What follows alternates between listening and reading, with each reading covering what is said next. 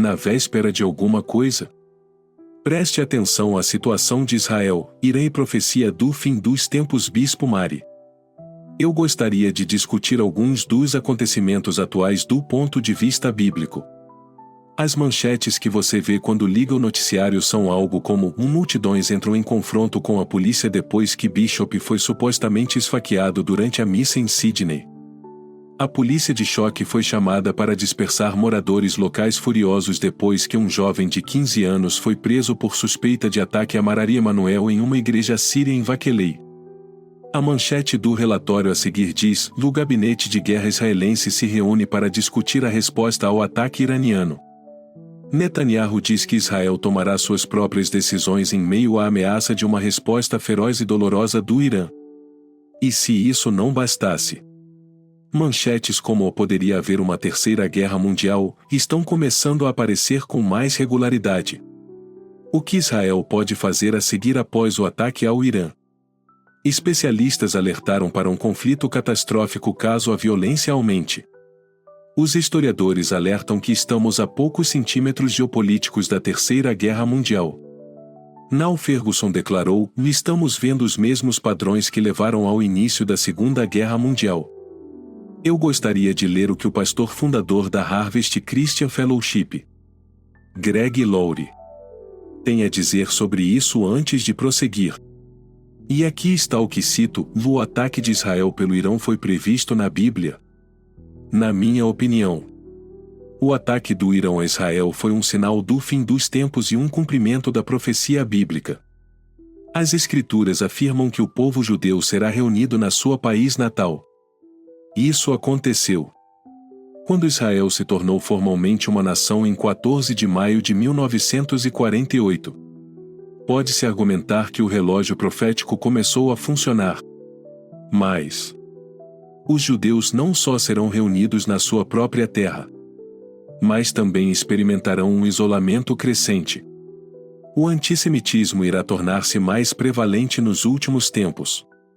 De acordo com a Bíblia também diz que Israel será atacado por um grande país ao norte, ao qual Ezequiel se refere como Magog. Isso ainda não ocorreu.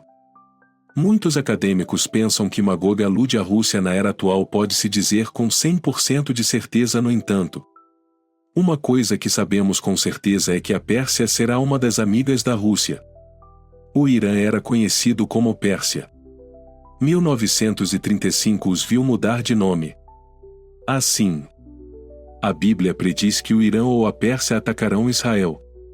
E o que você sabe? Isso foi apenas recentemente. Agora, estou sugerindo que os eventos em Ezequiel 38 ocorrerão como resultado do que acabou de acontecer? Não é necessariamente o caso, na minha opinião. No entanto, é sem dúvida uma razão para prestarmos atenção e nos sentarmos. Quando todas essas coisas começaram a acontecer, Jesus respondeu: levanta-te e olha para cima, porque a tua salvação está próxima. Fechar citação. O que os cristãos devem fazer com tudo isso? Então, para começar, de acordo com 2 Timóteo 1h07, Deus não nos deu espírito de temor, mas de poder, de amor e de moderação. Aqui estão 2 coisas que você deve ter em mente. A primeira é que o medo é mais do que apenas um sentimento. Segundo a Bíblia, o medo é uma atitude. O medo, porém, é um espírito. A Bíblia também afirma que o medo não é um dom de Deus. O que nos leva ao nosso segundo argumento. Assim, o medo é um espírito maligno se for considerado um espírito. Um espírito que não é de Deus. Portanto, a primeira coisa que devemos ter em mente quando nos deparamos com manchetes potencialmente assustadoras é que Deus não nos chamou ao medo. Segundo, a Bíblia nos diz o que vai acontecer. De acordo com o que fomos informados, a perseguição aumentará. Haverá terremotos, pestilências e guerras e rumores de guerra antes do retorno de Cristo. Tudo isso é explicado na Bíblia. Dado que estamos cientes de como a profecia bíblica do fim dos tempos descreve como tudo vai funcionar, por que deveríamos ser dominados pelo medo? Imagine ser um pregador que recebe um convite para fazer uma oração no Congresso. No entanto, existem várias orientações sobre o tipo de oração que você pode oferecer. Você é informado de que sua oração não pode ultrapassar 150 palavras e que não é permitido usar os termos "ó Pai" ou "ó Jesus" ou para incomodar certas pessoas. Assim, antes de ler uma oração no Congresso, você a redige cuidadosamente e a submete à aprovação. Agora você chega no dia do evento preparado com uma cópia escrita de sua oração. Mas à medida que o momento se aproxima, o Espírito Santo começa a convencê-lo. E você percebe que não posso orar assim. Eles querem que eu ore de uma certa maneira. Mas não posso. Como resultado, você revisa rapidamente toda a oração. E agora o momento chegou. A frase introdutória que você diz: "E Deus Todo-Poderoso e Pai de nosso Senhor e Salvador Jesus Cristo. Juntos chegamos diante de Ti em humildade como um povo que precisa de seu perdão, de sua misericórdia, de sua bondade." Você está ali com Mike na sua frente, cabeça baixa. O que você acha que aconteceria em resposta a isso agora? Deixe-me explicar como isso realmente aconteceu com um pastor chamado Jack Hibbs, e a resposta que ele obteve foi um indicativo do status da sociedade nos dias de hoje e idade. Consequentemente, o pastor orou: "Peço-lhe hoje, Pai, que nos traga um grande despertar de justiça e confiança em Ti, o único que é poderoso para salvar." Depois de ser convencido pelo Espírito Santo, neste momento de tremenda necessidade, ouça o meu chamado para que possamos chegar diante de você com humildade e arrependimento pelos erros da nossa nação. A origem de toda sabedoria é você, Deus Todo-Poderoso. Aqui está o que um site de mídia, Fox News, disse sobre o incidente. Um relato de chamada de meados de fevereiro afirmou que 26 democratas acusaram Hibbs, mais tarde, de ser um ódio impróprio pregador que estava promovendo uma agenda nacionalista cristã.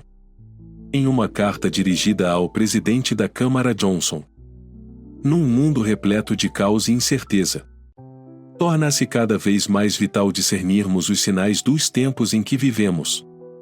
À medida que nos aprofundamos nas Escrituras, descobrimos uma sabedoria intemporal que ilumina o caminho do discernimento no meio do tumulto da nossa vida. João 15:18-19 serve como um lembrete pungente de que a animosidade do mundo para com aqueles que defendem a verdade e a justiça não é um fenômeno novo. Tal como rejeitou a Cristo, continua a opor-se aos seus seguidores. A urgência dos nossos tempos é ainda mais sublinhada em 2 Timóteo 3:1-2. Pintando um quadro vívido da decadência moral e da apatia espiritual características dos últimos dias. O termo profano ressoa com um significado particular, sinalizando uma era onde o pecado e a maldade correm soltos, desafiando a própria essência do que é santo e justo.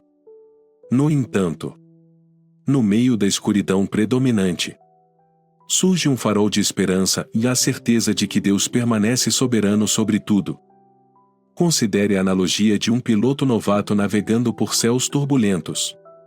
Em nossa jornada pela vida, abundam as incertezas, mas encontramos consolo na verdade inabalável de que Deus detém as rédeas do universo. Assim como o jovem piloto confiou na experiência do instrutor, somos chamados a depositar a nossa fé na orientação divina do nosso Criador. A culminação das Escrituras no Apocalipse revela tanto promessa como advertência, convidando-nos a prestar atenção à urgência da nossa jornada espiritual. Apocalipse 22h12 ecoa o retorno iminente de Cristo, uma realidade que transcende os limites da compreensão humana. A nossa percepção do tempo empalidece em comparação com o calendário divino, lembrando-nos da brevidade da nossa existência terrena. Na verdade, a urgência do momento exige uma resposta. Apocalipse 22 2.14-15 delineia o caminho para a bênção, reservado para aqueles que aderem fielmente aos mandamentos de Cristo. Por outro lado, aqueles que persistem na rebelião encontram-se fora do domínio do favor divino, separados para sempre da bondade de Deus.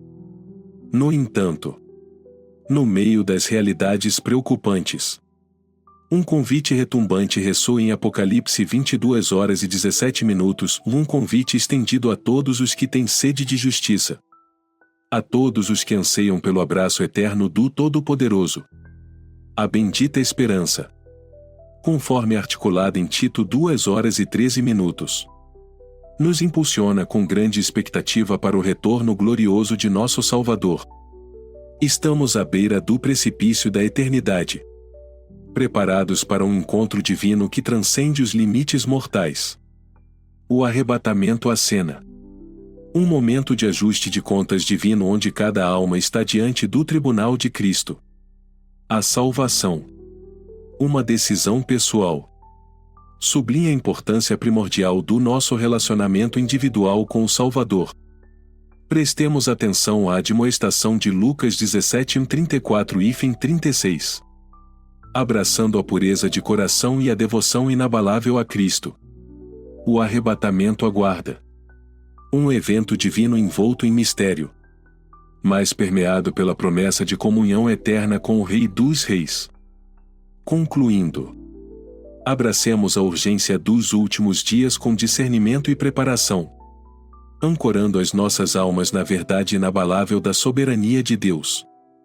Que caminhemos em fidelidade, sempre vigilantes para o retorno iminente de nosso Senhor e Salvador, Jesus Cristo.